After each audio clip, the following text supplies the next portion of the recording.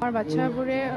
সৰু সৰু অকমানি বাচ্চা 2 বছৰৰ পৰা 6 বছৰৰ বাচ্চা সিহঁতে লাষ্ট 2 মাহৰ ধৰি প্ৰেক্টিছ কৰি আছে আজি এই আমাৰ 17 এনুৱেল ডে কাৰণে আৰু আমি প্ৰগ্ৰামটো আজি 3টা চেণ্টাৰ মিলি আমি পাতিছোঁ আমাৰ অলমোষ্ট 3খন চেণ্টাৰ around 250 বাচ্চা আছে